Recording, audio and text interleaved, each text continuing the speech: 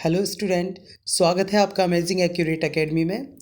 तो चैप्टर का नाम तो आपने शुरू में पढ़ ही लिया होगा, भक्ति और सूफी आंदोलन की परंपराएं या फिर सूफी और भक्ति आंदोलन की परंपराएं। अब बात आती है कि भक्ति वर्ड्स होता क्या है।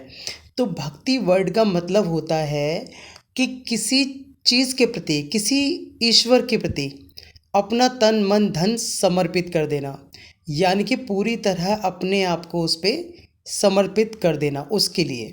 ओके। और आंदोलन का मतलब होता है कि अपना एक बीड़ा उठाना कि भाई हम आपके हैं। तो भक्ति आंदोलन का सबसे पहला क्वेश्चन ही इसमें दिया हुआ है कि भक्ति आंदोलन का अर्थ क्या है। तो भक्ति, ध्यान रखना, भक्ति ईश्वर की भी हो सकती है, भक्ति माँ बाप की भी हो सकती है, भक्ति भाई बहनों की भी हो सकती है, भक्ति किसी भी चीज़ के प्रति हो सकती है। भक्ति का मतलब ये होता है कि मैं तन मन धन से आप पे समर्पित हूँ। तो चलिए स्टार्ट करते हैं क्वेश्चन। भक्ति आंदोलन का अर्थ क्या है। हिंदू संतों और सुधारकों की एक श्रृंखला ने धार्मिक सुधार आंदोलन शुरू किए। इसका मतलब यह है कि हिंदू जो धर्म है उसके अंदर संत और सुधारक की एक श्रृंखला, यानी कि उनका एक ग्रुप होता है। उन्होंने क्या कहा कि उन्होंने सोचा कि धर्म के अंदर कुछ कमियां हैं, चलिए उन्हें सुधारते हैं। तो इसमें उन्होंने कहा हिंदू संतों और सुधारकों की एक श्रृंखला ने धार्मिक सुधार आंदोलन शुरू किए। जिन्होंने मोक्ष प्राप्त करने के लिए भक्ति की पद्धति को अपनाया, उनका मानना यह था कि अगर हम ईश्वर की भक्ति करेंगे तो हमें मोक्ष प्राप्त होगा। भक्ति की अभिव्यक्ति की उनकी पद्धति मंदिर के भीतर देवी देवताओं की नियमित पूजा और भक्ति रचनाओं के गायन और जप से लेकर है। उनका मानना यह था कि यदि हम भगवान की भक्ति अगर भजन कीर्तन नियमित पूजा पाठ करके करेंगे तो शायद हमारी भक्ति पूरी हो जाएगी। नेक्स्ट क्वेश्चन आता है आपका, अलवार कौन थे, यानी कि अलवार कौन थे। तो आंसर है इसका, दक्षिण भारत में विष्णु के भक्तों को अलवार कहा जाता था। वैसे जो अनुयायी होते थे वो दो होते थे, एक तो अलवार होते थे और एक यायावर होते थे। ठीक है, तो भक्त दो तरह के होते थे, अलवार या फिर यायावर। तो अलवार जो थे वो विष्णु के भक्त थे, जबकि यायावर जो थे वो शिव के भक्त थे, जो कि आगे आएगा भी। नेक्स्ट क्वेश्चन आता है, भक्ति आंदोलन के किन्हीं 4 प्रसिद्ध सुधारकों के नाम बताओ जिन्होंने भक्ति आंदोलन चलाया हो और उसके अंदर सुधार किया हो। तो सबसे पहले हैं आपके रामानंद स्वामी, कबीर, गुरु नानक देव और मीराबाई। ये 4 व्यक्ति ऐसे थे जिन्होंने भक्ति आंदोलन के अंदर अपना बहुत ही ज़्यादा योगदान दिया। नेक्स्ट क्वेश्चन आता है आपका, सूफीवाद से क्या अभिप्राय है। देखो सूफीवाद होता क्या है मैं आपको बता दूं। वाद हर उस चीज़ के पीछे लग जाता है जो एक प्रक्रिया होती है। ठीक है, सूफी कुछ मुस्लिम संत थे। ठीक है, यानी कि जो मुस्लिम समुदाय के कुछ लोग थे सूफी, जैसे हमारे जैसे हिंदू धर्म में होते हैं पंडित होते हैं। ठीक है, ऐसे ही कुछ सूफी होते थे जिन्होंने भारतीय समाज पर गहरा प्रभाव छोड़ा। सूफीवाद की उत्पत्ति फारस में हुई थी। और सूफीवाद क्या है, सूफी जो संत थे मुस्लिम अनुयायी, उन्होंने क्या किया, उन्होंने इस्लाम धर्म के बारे में कुछ अच्छी और बहुत सारी दीन की बातें बताई। इसे हम सूफीवाद कहेंगे। क्या कहेंगे, सूफीवाद। नेक्स्ट क्वेश्चन आता है आपका, सूफी विचारधारा में मुर्शिद का क्या महत्व है। तो क्वेश्चन तो बाद में क्लियर करेंगे, सबसे पहले हम शब्द को क्लियर करते हैं। सूफी विचारधारा में आपको बता चुका हूँ कि जो सूफी संत हुआ करते थे उनके जो भी विचार हुआ करते थे उसे हम सूफी विचारधारा कहते हैं। मुर्शीद क्या होता है, मुर्शीद होता है जो मार्ग दर्शाता है किसी का, जो हमें रास्ता दिखाता है कोई, वो मुर्शीद होता है। राइट, तो चलिए आगे बढ़ते हैं। सूफी विचारधारा में मुर्शीद का क्या महत्व है। तो आंसर है इसका, सूफीवाद के अनुसार एक व्यक्ति के पास एक धार्मिक मार्गदर्शक होना चाहिए, यानी कि हर व्यक्ति के पास, जैसे एक स्टूडेंट के पास एक टीचर होता है, एक गुरु होता है, उसी तरह हर व्यक्ति के पास एक धार्मिक मार्गदर्शन होना चाहिए जो उसे धर्म के बारे में जानकारी दे, जिसके माध्यम से वह ईश्वर से संवाद कर सके। राइट, यानी कि हमारा ऊपर वाले से वाद विवाद हो सके और हम उस पर आस्था बना के रखें। पीर एक सीढ़ी है जो मनुष्य को जीवन के लक्ष्य में पहुंचाने में सक्षम बनाती है। मुर्शीद की भक्ति ईश्वर की पूजा है, यानी कि मुर्शीद जो कि ईश्वर का ही एक तरह से एक अनुयायी है, ठीक है, जैसे गुरु का चेला होता है, बिल्कुल सेम टू सेम ऐसे ही वो मुर्शिद की भक्ति जो थी वो ईश्वर की पूजा में थी। चलिए बढ़ते हैं नेक्स्ट क्वेश्चन की तरफ। तो नेक्स्ट क्वेश्चन जो है वो आपका बहुत ही ज़्यादा इम्पोर्टेंट है, और क्योंकि देखने में आपको लग रहा होगा कि वाह क्या लड्डू सामने आ गया, लेकिन ऐसा कुछ है नहीं, डिपेंड करता है आपके ऊपर कि आप इसे कितना बड़ा लिख सकते हैं। राइट, तो क्वेश्चन है आपका, भक्ति आंदोलन के प्रमुख सिद्धांतों का वर्णन कीजिए। सिद्धांत होते हैं प्रिंसिपल्स, कि आखिर भक्ति आंदोलन चलाया क्यों जाता है, रीजंस क्या हैं उसके। तो सबसे पहली बात आती है ईश्वर में आस्था। ध्यान रखना कि इस सारे के सारे जो पॉइंट्स दे रखे हैं, अगर ये 1 नंबर या 2 नंबर में आते हैं तो आपको ये लिखना है, लेकिन अगर ये क्वेश्चन आपका 4 नंबर में भी आता है तो भी 4 या 5 पॉइंट्स लिख दीजिए। ये सारी सही मायने में हेडिंग्स के रूप में काम में लाइए आप। सबसे पहला क्वेश्चन दे रखा है, इसमें सबसे पहला पॉइंट है आंसर ईश्वर में आस्था।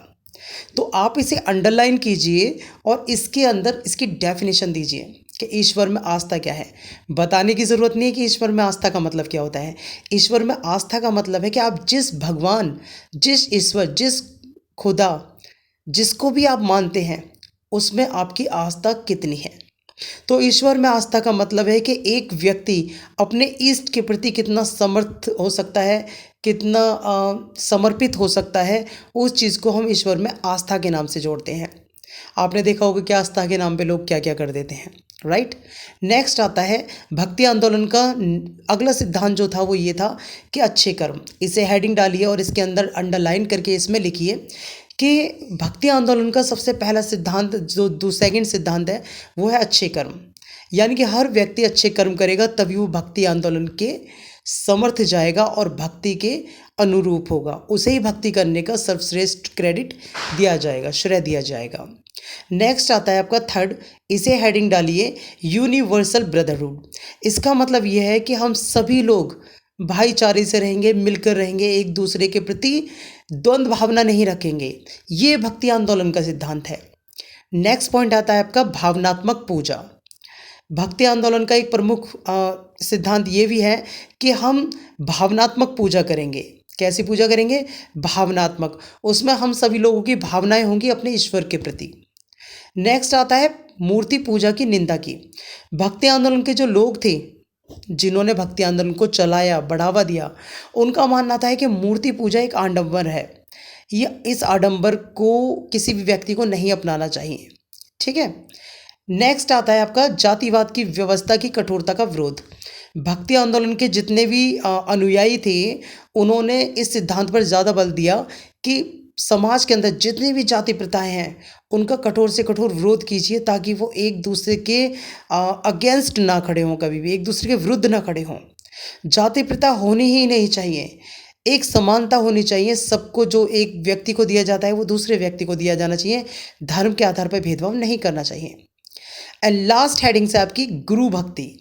भक्ति आंदोलन के अंदर सिद्धांत में सबसे महत्वपूर्ण चीज़ इसी को दिया गया है, इसी को दर्जा दिया गया है कि प्रत्येक व्यक्ति को अपने गुरु का आदर और सद्भावना ज़रूर रखनी चाहिए, क्योंकि गुरु ही होता है जो माँ बाप के बाद एक इंसान का जो बेस होता है, जो आधार होता है वो तैयार करता है, और बेस नहीं तैयार नहीं करता, भविष्य भी तैयार करता है।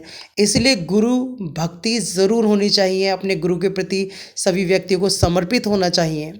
राइट, माँ बाप से पहले गुरु का दर्जा आता है, तो इसलिए गुरु भक्ति होना बहुत आवश्यक है। चलिए आगे बढ़ते हैं नेक्स्ट क्वेश्चन पे।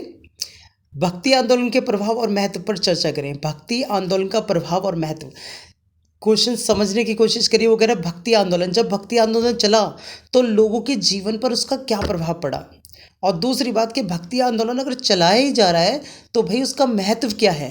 तो दो चीज़ें, एक तो उसका महत्व बताइए पहली बार तो कि भक्ति आंदोलन चलाया क्यों जा रहा है, दूसरी बात अगर चलाया भी जा रहा है तो लोगों के ऊपर उसका प्रभाव क्या पड़ेगा।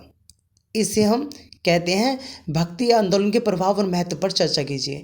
आई होप कि सभी स्टूडेंट को क्वेश्चन अच्छे से समझ में आया होगा, क्योंकि क्वेश्चन समझना मेन मुद्दा होता है। आंसर बहुत सारी ऐसी चीज़ों के आंसर आते हैं जो आपको पता होता है, लेकिन जब क्वेश्चन समझ में नहीं आता तो शायद फिर आप उसे हैंडल नहीं कर पाते। तो चलिए आगे बढ़ते हैं वीडियो के अंदर। सबसे पहला उत्तर दे रखा है, उत्तर धार्मिक प्रभाव। इसका मतलब यह है जो प्रभाव पड़ा हमारे ऊपर वो किस तरह का पड़ा। सबसे पहला पड़ा धार्मिक प्रभाव। धार्मिक प्रभाव में सबसे पहला क्वेश्चन है कि हिंदू धर्म को बदनाम किया गया। भक्ति आंदोलन के जितने भी अनुयायी थे, अगर उन्हें कुछ कमी नज़र आ रही थी तो उस कमी के विरोध करते, लेकिन उन्होंने क्या करा, उन्होंने पूरे हिंदू धर्म पर उंगली उठाई। ठीक है, तो सबसे पहली बात, उन्होंने हिंदू धर्म को बदनाम करने का प्रयत्न किया, ये एक धार्मिक प्रभाव पहुंचा। दूसरी बात, अगर वो हिंदू धर्म को बदनाम कर रहे हैं तो दूसरा पॉइंट है, ब्राह्मणों की प्रतिष्ठा को कम किया। जो व्यक्ति हिंदू धर्म की उपासना करेगा, जो व्यक्ति उन हिंदू धर्म के अगेंस्ट जाएगा, तो जाहिर सी बात है ब्राह्मणों को तो छोड़ेगा नहीं। बेचारे पहले वही थे जिन्होंने धर्म को आगे बढ़ाया, तो उन्होंने ब्राह्मणों को पकड़ लिया और उन्होंने कहा कि ब्राह्मण जो है वो क्या है, एक तरह से लुटेरे हैं। ठीक है, एक तरह से लुटेरे हैं। उन्होंने कहा कि एक दलितों का पैसा मारते हैं, उनके हवन करवाते हैं, उनके पूजा पाठ करवाते हैं, जबकि इनकी कोई ज़रूरत नहीं है। ये विचारधारा किसकी थी? भक्ति आंदोलन वाले लोगों की। ओके, जबकि ऐसा कुछ था नहीं। भक्ति आंदोलन में भी शिव पूजा, वैष्णव पूजा ये थी। नेक्स्ट आता है, इस्लाम के प्रसार को रोका गया। भक्ति आंदोलन के जो अनुयायी थे, उन्होंने इस बात पर ज़्यादा जोर दिया कि इस्लाम का जो प्रसार हो रहा है इसे रोक दिया जाए, इसे बढ़ाया ना जाए। नेक्स्ट आता है सिख धर्म का उदय। जब भक्ति आंदोलन हुआ तो उस धर्म सिख धर्म नहीं था, उसके बाद सिख धर्म सामने आया, उन्होंने अपने धर्म का प्रचार किया और तब जाके कहीं सिख लोगों को जाना गया। नेक्स्ट एंड फिफ्थ पॉइंट आता है बौद्ध धर्म की ओर वापसी। ज़्यादातर मोस्टली व्यक्ति को क्या लगा, लोगों को, कि भाई हर धर्म में कहीं ना कहीं कोई कमियां हैं, क्योंकि हर धर्म जातिवाद में बटा हुआ है, हर धर्म रिलीजनवाद में बटा हुआ है, हर धर्म में कुछ कुरीतियाँ हैं। लेकिन जब उन्होंने देखा कि भाई बुद्ध धर्म किसी को ऊंच नीच मानता ही नहीं है, बुद्ध धर्म एक मेल फीमेल में भेदभाव नहीं करता, बुद्ध जो धर्म है वो कभी भी किसी चीज़ को लेकर, रंग हो, चाहे अमीरी हो, चाहे गरीबी हो, चाहे ऊंच जात हो, चाहे नीच जात हो, उन्होंने कभी किसी चीज़ में भेदभाव नहीं किया। इसलिए अधिकतर लोगों ने बौद्ध धर्म की ओर वापसी की।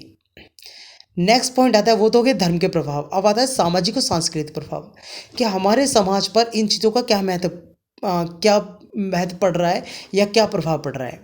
तो नंबर एक, हिंदुओं और, यहाँ पे हिंदू और हिंदू लिखा है, लेकिन यहाँ पर आना चाहिए हिंदू और मुस्लिमों के बीच सामाजिक संबंधों में सुधार। तो सबसे पहली बात, भक्ति आंदोलन इसलिए चलाया गया था कि हिंदू और मुस्लिम साथ साथ मिलकर रहें और वो एक दूसरे के करीब आए। नंबर बी, निम्न वर्ग का उत्थान। भक्ति आंदोलन के अनुयायियों ने क्या किया, जितने भी नीच जात के लोग हैं, यानी कि नीची जाति के जो लोग हैं, उन्हें ऊपर लाने का प्रयास किया। जितने भी SC ST OBC हैं, उन्हें ऊपर स्वर्णों तक लाने का उत्थान बनाया, एक प्रोग्राम बनाया। सी है समाज सेवा की भावना को बढ़ावा दिया। भक्ति आंदोलन के अनुयायियों ने ये कहा कि पहले समाज सेवा होनी चाहिए, तब अपनी सेवा कीजिए। राइट, तो समाज सेवा की भावना अपने मन में रखिए, कुछ पाने की लालसा मत रखिए, सिर्फ करते रहिए। डी पॉइंट आता है आपका समाज में समग्र कला का विकास। इसका मतलब ये होता है कि हमारे समाज के अंदर हर तरह का पेंटिंग कला, चित्रकला, इन सबों में विकास देखने को मिलेगा। अलग अलग राज्यों में, अलग अलग क्षेत्रों में अलग अलग पेंटिंग की व्यवस्था है और अलग अलग पेंटिंग को अलग अलग तरीके से नाम से जाना जाता है। नेक्स्ट आता है आपका सूफीवाद के मुख्य सिद्धांतों की व्याख्या करना। मैंने आपको सूफीवाद के मुख्य सिद्धांत का मतलब बताया था। सूफी संत जो होते थे वो कोई भी विचारधारा रखते थे, उसे हम सूफीवाद कहते थे। और सूफीवाद के सिद्धांत क्या थे, टारगेट्स क्या हैं? तो आंसर आता है आपका, सबसे पहली बात, सूफी जो वाद है वो कहते हैं भगवान की पूजा, यानी कि ईश्वर की पूजा करिए। अगर आपको ईश्वर के बहुत ज़्यादा पास जाना है तो ईश्वर की पूजा करिए, हवन कीजिए, राइट, कथाएँ सुनाइए। तो ये है सूफीवाद का पहला सिद्धांत। सूफीवाद का दूसरा सिद्धांत है सांसारिक सुख का त्याग। यदि आप भगवान की भक्ति में लीन होना चाहते हैं तो आपको सांसारिक सुख का त्याग करना पड़ेगा। बच्चे त्याग दीजिए, बीवी त्याग दीजिए, जितने भी सांसारिक सुख हैं वो त्याग दीजिए। ये कहना है सूफीवाद के सिद्धांतों का। नेक्स्ट आता है थर्ड पॉइंट, अहिंसा और शांतिवाद। इसका मतलब यह है कि पहली बात तो अहिंसा से बहुत दूर रहिए और शांतिवाद को महत्व दीजिए। राइट, नेक्स्ट आता है आपका मानव जाति का प्रेम। तो सूफीवाद के सिद्धांत जो नेक्स्ट सिद्धांत है पांचवा चौथा, वो ये कहता है कि मानव जाति का प्रेम होना चाहिए, यानी कि मानव से जाति के आधार पर प्रेम मत कीजिए, सिर्फ मानव जाति से प्रेम कीजिए, मानव की जाति से प्रेम या नफरत मत कीजिए। राइट। नेक्स्ट आता है मुर्शिद का महत्व। तो हर व्यक्ति की लाइफ में मुर्शिद का महत्व होता ही होता है, क्योंकि मुर्शिद का मतलब होता है एक गुरु, एक टीचर, एक अध्यापक। राइट। तो हर व्यक्ति की ज़िंदगी में एक मुर्शिद होना आवश्यक है। तो नेक्स्ट आगे बढ़ते हैं। तो सूफीवाद के अगले सिद्धांत का नाम है नैतिकता का सिद्धांत। नैतिकता क्या होती है? हम अपने आसपास जितने भी अच्छे काम में देखते हैं और वो काम हम करते हैं स्पेशली, तो उसे हम क्या कहते हैं? उसे कहते हैं हम नैतिकता। नैतिकता को मोरल कहते हैं, मोरलिटी कहते हैं हम इंग्लिश में। ठीक है, तो ये हो गया नैतिकता का सिद्धांत। नेक्स्ट आता है सातवां, अल्लाह की इबादत में गायन और नृत्य का महत्व। उन्होंने ये बताया कि अल्लाह की इबादत करते टाइम गायन और नृत्य भी हो सकता है, क्योंकि गायन और नृत्य, सूफीवाद का कहना है कि गायन और नृत्य जो है वो हमें ईश्वर के काफ़ी क्लोज लेके जाता है। ओके, तो आई होप ये क्वेश्चन आपको बहुत अच्छी तरीके से समझ में आएगा। ये क्वेश्चन कोई 1 या 2 नंबर का नहीं है, अगर आप चाहो तो इसे 8 नंबर तक इंक्रीज करके लेके जा सकते हैं। राइट, चलिए आगे बढ़ते हैं नेक्स्ट क्वेश्चन की तरफ। कलाकारों के प्रति नैनार और अलावार के संप्रदायों का रवैया कैसा था? जितने भी कलाकार थे, कलाकार का मतलब कोई एक्टर एक्ट्रेस नहीं है भैया, पहले कलाकार कई सारे तरह के होते थे। कलाकार वो होते थे जो नक्काशी क्या करते थे, कलाकार वो होते थे जो उनके बारे में प्रतिलिपि छापते थे, कलाकार बहुत तरह के होते थे। तो कलाकारों के प्रति नैनार और अलवार संप्रदायों का रवैया कैसा था? कुछ इतिहासकारों का मानना था कि अलवर और नैनारों ने जाति व्यवस्था और ब्राह्मणों के प्रतिनिधित्व के खिलाफ विरोध का आंदोलन किया। यानी कि ये दो थे, नैनार और अलवर। इनका मानना ये था, पुस्तक वाले का मानना ये था, राइटर का मानना ये था कि ये दोनों जो हैं वो खिलाफ हैं। राइट। नैनारों ने जाति व्यवस्था और ब्राह्मणों के प्रभुत्व के खिलाफ आंदोलन शुरू किया, कम से कम उन्हें सुधारने का प्रयास किया। यानी कि नैनार जो थे वो पहले जो ब्राह्मणों के तरफ से जो लोगों पे अत्याचार होते थे उन चीज़ों को रोकने का काम उनका था। तो रिपीट करता हूँ, कम से कम उन्हें सुधारने का प्रयास तो किया गया। यह दृष्टिकोण इस तथ्य से समर्पित है कि ये भक्ति सुधारक विविध सामाजिक पृष्ठभूमि से आए हैं। समझ रहे हैं आप? ये भक्ति सुधारक जो थे वो सामाजिक पृष्ठभूमि से आए हैं, जिनमें से कुछ निम्न वर्ग के लोग थे, जैसे किसान हो गए, कलावादी हो गए, अछूत लोग हो गए। उनमें से कुछ बर्मन पृष्ठभूमि से भी थे, यानी कि बर्मन जाति के भी थे। अलवर और नैनार ने दावा किया कि उनकी रचनाएं वेदों जितनी ही महत्वपूर्ण हैं, यानी कि वेदों की नहीं थी। उन्होंने कहा था कि जितनी ब्राह्मणों में वेदों को महत्व दिया जाता है, हमारी रचनाएं उनसे ज़्यादा महत्वपूर्ण हैं। अलवर के तमिल गीतों में भावनाएं और सच्चाई की इतनी गहराई है कि उन्हें वैष्णव वेदों के रूप में देखा जा सकता है। ठीक है, यानी कि इतने अच्छी तरीके से उन्होंने इसी लैंग्वेज में दिए हैं कि आप इनके बारे में जान सकते हैं। तो मैं फिर रिपीट करता हूँ, अलवर के तमिल गीतों में भावना और सच्चाई की इतनी गहराई है कि उन्हें वैष्णव वेदों के रूप में देखा जा सकता है, यानी कि उनकी भक्ति में ही इन चीज़ों को देखा जा सकता है। नैनारों ने उच्चतम आध्यात्मिक भावनाओं के साथ अपने भक्ति की रचना की, यानी कि उन्होंने अपने खुद के अध्ययन से ही भक्ति गीतों की रचना की और शैव धर्म को एक अजीब तरीके से स्थापित किया। ये गाने आज भी दक्षिण अफ्रीका में लोकप्रिय हैं। आगे बढ़ते हैं। नेक्स्ट क्वेश्चन आपका बहुत इंपॉर्टेंट है, 99% नहीं बल्कि 100% एग्जामिनेशन में आएगा ही आएगा। बेशरिया और बाशरिया सूफी परंपराओं के बीच समानता क्या है? तो पहले समझा दूं, शरिया एक कानून का नाम है। ठीक है, जो लोग मानते हैं वो बाशरिया होते हैं और जो लोग नहीं मानते वो बेशरिया होते हैं। यानी कि कुछ कानून जैसे हिंदू धर्म में ही है, कुछ कानून को लोग मानते हैं, कुछ नहीं मानते, लेकिन उनकी अपनी अपनी आस्था है। लेकिन इस्लाम के अंदर कुछ लोग जो शरिया कानून को मानते हैं वो बाशरिया होते हैं और जो उस कानून को नहीं मानते वो बेशरिया होते हैं। तो इनके बीच कुछ समानताएं, अंतर वगैरह देखते हैं। चलिए आइए। नंबर 1, शरीयत का अर्थ होता है शरीयत मुस्लिम समुदाय को नियंत्रित करने वाला कानून, यानी कि शरीयत एक कानून का नाम है। ये सभी मुस्लिमों को एकत्रित करके रखता है। यह कुरान और हदीस पैगंबर की परंपराओं पर आधारित है कि कितने कुरान आए, कितने चले गए, हदीस आई, पैगंबर आए वगैरह समथिंग। मैं ये नहीं कह रहा कि कुरान आए कुरान चले गए, कुरान तो एक ही होता है, लेकिन उनकी लैंग्वेज बहुत अलग अलग है। आज कुरान दुनिया की हर लैंग्वेज के अंदर लिखा जा चुका है शायद, लेकिन मोस्टली तो है, जिसमें उनके याद किए गए शब्दों और कार्यों का रिकॉर्ड भी शामिल होता है। यानी कि इनमें रटा जाता है, एक रिकॉर्ड बनाते हैं कि हाँ भाई हमें कितने शब्दों की मीनिंग याद है। शब्दों की मीनिंग याद होगी तो किसी भी चीज़ को हैंडल कर लोगे, राइट। चलिए आगे करते हैं। इसमें उनके याद किए गए शब्दों और कार्यों का रिकॉर्ड भी है, शामिल है। नंबर 1, कुछ मनीषियों ने सूफी, मनीषियों कौन होते हैं? जो ज़्यादा ज्ञान लेकर घूमते हैं, दान दिन की बातें करते हैं। कुछ मनीषियों ने सूफी आदर्शों की मौलिक व्याख्या के आधार पर भक्ति आंदोलन चालू किया। यानी कि कुछ मनीषियों ने सूफी आदेशों की मौलिक व्याख्या के आधार पर, कुछ लोगों ने क्या करा कि कभी कभी ऐसा होता है कि किसी चीज़ की तरफ हम बहुत अट्रैक्ट हो जाते हैं, तो कुछ मनीषियों ने सूफी के आदर्शों के, जो सूफी संत थे उनने जब बहुत दीन की बातें बताई, तो मनीषी जो थे वो उनकी तरफ थोड़े अट्रैक्ट हुए। मन्नी ने खानगाह का तिरस्कार किया और भिक्षावृत्ति अपना ली। उन्होंने, जो मन्नी जो थे, उन्होंने क्या कहा? उन्होंने ये कहा कि भाई खाना पीना सब व्यर्थ है घर पर। उन्होंने भिक्षा अपना ली। उनका मानना ये था कि अगर बाहर वाले 5 रुपये भी हाथ पे रख देंगे, that will be enough. The ब्रह्मचर्य का पालन किया। और उन्होंने क्या करा? उन्होंने खाना पीना साइड में हटाया, अपने बिल्कुल सुकून का खाते थे, जितना दाल चटनी रोटी वगैरह समथिंग, और उसके बाद उन्होंने सभी ब्रह्मचर्यों का पालन किया। उन्होंने अनुष्ठानों को नज़रअंदाज किया। अनुष्ठान क्या होते हैं? जितने भी प्रोग्राम्स थे उनको नज़रअंदाज किया। और नेक्स्ट पॉइंट है सेकंड, तपस्या के चरम रूपों को देखा है। उन्हें अलग अलग नामों से जाना जाता है, क्योंकि हिंदू धर्म के अंदर तपस्याएं अलग अलग तरह की होती हैं, तो उनके अंदर जो पकवान बनेंगे वो भी अलग अलग तरह के होंगे। नेक्स्ट क्वेश्चन है, कलंदर, मदारी, लंगड़, हैदरी आदि उनके द्वारा जानबूझ की गई अवज्ञा के कारण।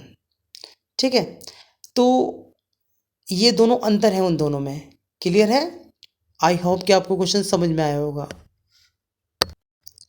एसएसटी में सबसे महत्वपूर्ण क्वेश्चन कि कबीर की शिक्षा का वर्णन कीजिए। कवि क्या महान कवि थे भाई, उनकी तो शिक्षा ही ऐसी बेहतरीन थी, आप पढ़ोगे तो देखिए आगे बढ़ेंगे। तो कबीर की शिक्षा का वर्णन करें, वह कविताओं के माध्यम से परम सत्य का वर्णन कैसे करता है, राइट। कविताओं के माध्यम से, वैसे देखा होगा आपने, लोग स्टेटस के बहाने कुछ भी बोल देते हैं, मूवी के बहाने कुछ भी बोल देते हैं, मैसेज के बहाने कुछ भी बोल देते हैं, राइट। तो यहाँ पर केवल पहले ज़माने में जब लोगों को कुछ कहना होता था तो वो किसके माध्यम से बोलते थे? कविताओं के माध्यम से, राइट। तो क्वेश्चन दोबारा रिपीट करते हैं एक बार।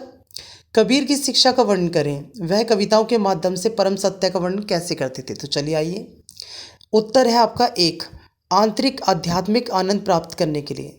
सबसे पहली बात, कबीर की शिक्षा का सबसे पहला प्रमुख साधन ये है कि हर व्यक्ति को अपने आंतरिक आध्यात्मिक आनंद प्राप्त करना चाहिए, अपने आंतरिक रूप से अपने आप को फ्री रखना है, कुछ फालतू चीज़ें डालनी नहीं है, राइट।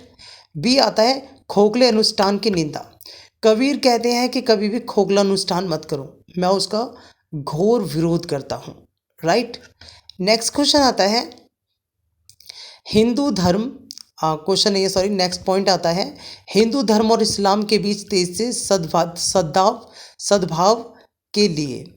तो कबीर की शिक्षा इस काम भी आते हैं कि हिंदू और मुस्लिम जो भी हैं ये दोनों आपस में भाईचारे की तरह रहें, एक दूसरे के साथ भाई भाई की तरह रहें और कोई भी मनमुटाव ना रहे, राइट। नेक्स्ट क्वेश्चन आता है वह एक निराकार भगवान में विश्वास करते थे। यानी कि कबीर जो थे वो कहते थे कि ईश्वर इतना विशाल है कि मेरी नग्न आंखें उसे देख नहीं सकती। नेक्स्ट है वेद और कुरान दोनों को अस्वीकार कर दिया गया और ब्राह्मणों की सर्वोच्चता और जो मूलस। चलिए आगे बढ़ते हैं कि क्यों रिजेक्ट कर दिया भाई। तो उन्होंने जाति व्यवस्था और छवि पूजा का विरोध किया। तो सबसे पहली बात कि जितने भी कबीर की शिक्षाएं जो थी उनके अंदर सब में यही लिखा हुआ है कि उन्होंने जाति और छवि पूजा का विरोध किया। तो ये तो आमतौर में चलता ही, एक भारत को छोड़कर सभी राज्यों में, भारत में भी है ज़्यादातर, कि भैया मूर्ति पूजा मत कीजिए। राइट। नेक्स्ट आता है, उन्होंने भगवान की एकता और प्रेम की भक्ति का मार्ग सिखाया, कि भगवान की एकता कैसे कर सकते हो, साथ में प्रेम का मार्ग भी दिखाया। नेक्स्ट एंड लास्ट आता है, उन्होंने मोक्ष या मोक्ष पर प्राप्त करने के लिए भक्ति पर जोर दिया। उन्होंने कहा था कि अगर भगवान की भक्ति करनी है तो आपको इस दुनिया से मोक्ष अच्छी तरह मिल जाए, तो समझ लीजिए आपको स्वर्ग यहीं पर मिल गया।